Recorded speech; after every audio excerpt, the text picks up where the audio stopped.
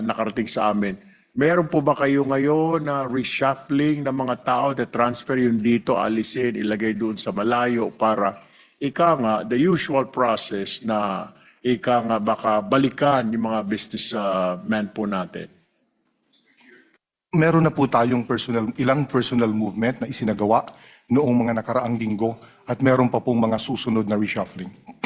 Ongoing po itong reshuffling po ninyo. Yeah. Ongoing po ito, Mr. Chair, at meron po mga susunod pa na personal movement. Meron din po ba kayong ika nga move na ika nga i-dismiss sa serbisyo yung talagang sobra yung reklamo na? Baka, then, syempre, after due process, Yeah. meron din po bang ganun ngayon kayong sinusundan? Definitely po, Mr. Chair. Kung ang ebidensya ay magpapatunay na talagang may malaking kasalanan na nagawa na nangangahulugan na dapat siyang mabigyan ng parusang dismissal, i-dismiss po natin sila. I reserve my other questions later, Mr. Chair, so I yield the floor back to you. You, Senator JB. Thank you, Mr. Chair. Good morning. Anyway, it's nice to know, though, to hear about the reforms that have been instituted by the agency in view of the numerous complaints from taxpayers and stakeholders regarding itong irregularities and inconsistencies in the conduct of tax audits. No? In the past, the BIR already suspended its tax audit and ito pong issuance of the LOAs. No? Ang tanong ko lang, Mr. Chair, since the suspension of your tax audit, what have been the findings of the BIR, especially those revealed during the first hearing of the Blue Ribbon Committee? Ano pa yung ibang findings, no, especially during the issues that were brought out during the Blue Ribbon hearings? Mr. Chair, yun nga po, ilan po sa mga pangunahing findings namin is yung overlapping audits, multiple audits in a given taxable year, although covering different types of taxes, it becomes too difficult for the taxpayer to comply. So that is why we abolished the task forces, we abolished the VAT audit units, and we now consolidate the audit into just one letter of authority per taxpayer per taxable year, for a given taxable year. And then, yun nga po, we have to make sure na merong clear implementation of the guidelines, nasusunod po ang due process, nasusunod po ang karapatan ng taxpayer during the audit. Kaya sa atin pong bagong patakaran, each and every stage of the audit will have to be well documented. Yun pong discrepancy discussion ay kinakailangang maging meaningful at engaging between the taxpayer and our auditors. Hindi na maaaring hindi sila napapakinggan at hindi na-evaluate ng tunay at extensively ang mga dokumentong isasubmit nila sa BIR.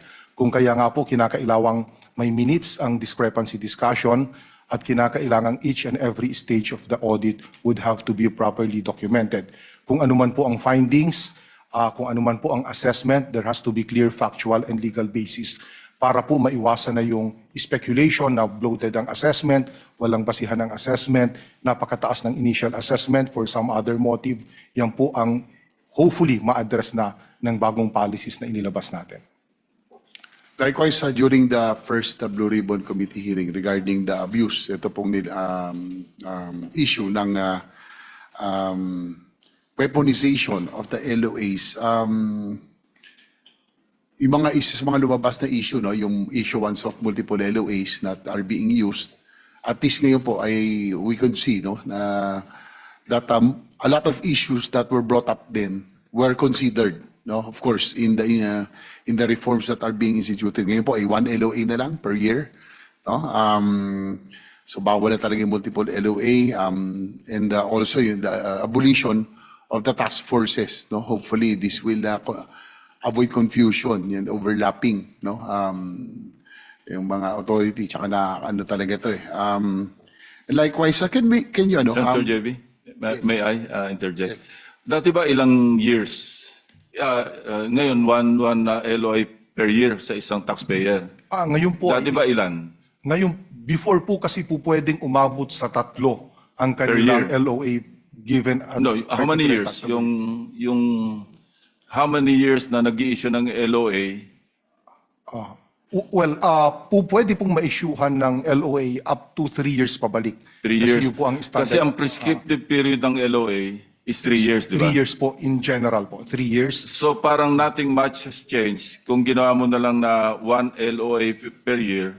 Kasi kung nagpe-prescribe naman siya after 3 years, during the period of the issuance hanggang sa may assessment pa, effectively mga 2 years na rin yun at least, di ba? Opo. So parang ganun din. Opo. Kasi magpe-prescribe din. Yes. So anong reform meron doon? Na ginawa na lang 1 per year? Before po kasi is umaabot sila ng 3 letters of authority sa isang taxable year. Meron silang VAT audit for the first semester, may VAT audit sila for the second semester, and then meron pa silang audit of all other internal revenue taxes other than VAT. So 3 po yun. Ngayon po, so kung 3 po ang kanilang audits, ongoing audits, 3 audit ang kinakaharap nila, 3 grupo ng BIR personnel ang kaharap nila at kausap nila, at 3 submission ng voluminous documents. Thank you. Dahil bagamat ibang audit naman po yun, ay interrelated din yung issues. Ngayon po, since isang audit na lang, isa na lang ang kakausapin, isa na lang ang magkakandak ng audit, at isang submission na lamang po ng documents. Thank you for the clarification. Senator JV. Thank you. Likewise, ito pong we're interested doon sa nice to hear na meron tayong system generated na.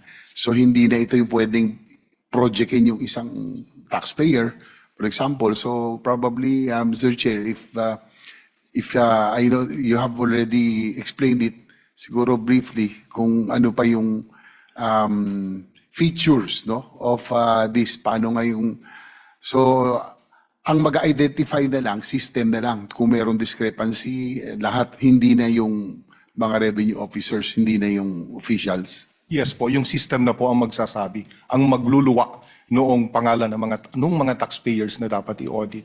Base rin sa record na nasa system doon po. Senator JV, may I interject? Mr. Chair.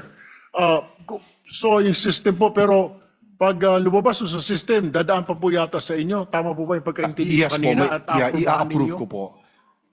Tsaka makapag-issue, ibababa nyo sa RD? Revenue sa revenue region po or sa large taxpayer service. Tsaka makapag-issue ng LOA. Tama po. Mag-a-assign po muna sila ng personnel na magkakandak ng audit for them, dahil at that point po, anonymous pa, hindi pa nila ang alam ang identity ng taxpayer. So dadaan po sa table ho ninyo yung system na i-generate na kailangan i-audit nitong ABC Corporation.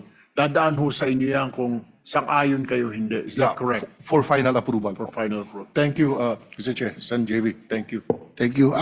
Siguro before we continue regarding this yung system, we're interested in that. At least malaman din ng tao na talagang this is the most important reform that has been instituted. Paano ba naging paano na-abuso yung issuance ng LOA nun? Was it just the RDO level? Sila lang po pa nag-i-issue? Hanggang saang official ang pwedeng mag-issue? Kaya dumami, di ba? Meron pang ang issue, Mr. Chair, na mga fake LOAs, na marami tayong complaints that may mga fake LOAs that were also being used for extortion and weaponization. Thank you po, Commissioner. Mr. Chair, meron pong various allegations, allegations po of ng pang-aabuso, allegedly. So ang ilan ho na sinasabi nila is yun nga ho, suki system.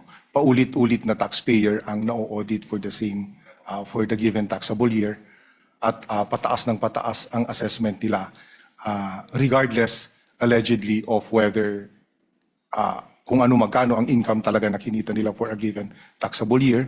And then another allegation is bloated assessments. Allegedly, wala raw kung basihan yung mga initial assessments. So yun ho yung mga allegations ng mga taxpayers na hopefully po masusolve nitong bagong policy at sistema natin.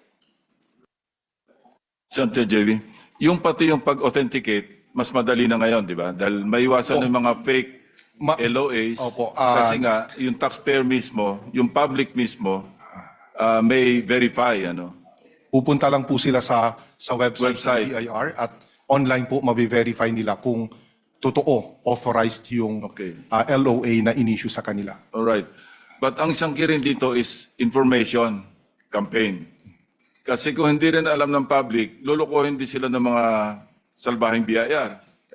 Hindi rin nila alam kung paano mag-authenticate, di ba?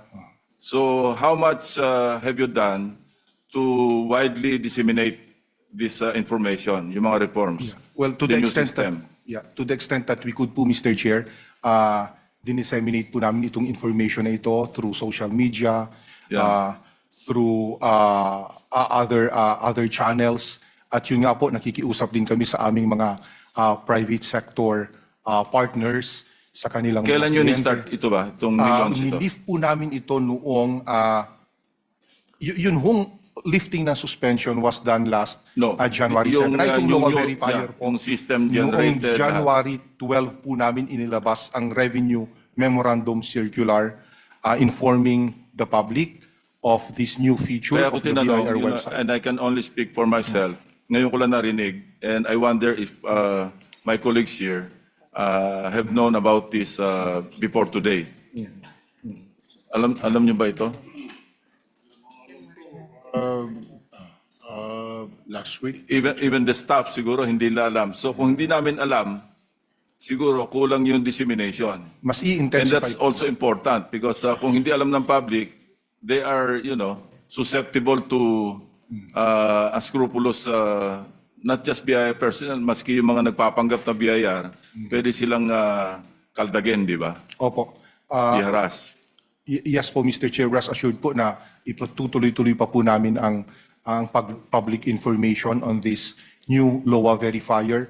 Although na-check po namin sa system at marami na rin po, significant na rin po ang numero ng mga gumamit ng system to verify their LOAs. The last time that was last week, mga 6,000 na po ang hits doon sa aming system. Meaning to say, 6,000 po ang nag-verify ng LOA nila doon sa system.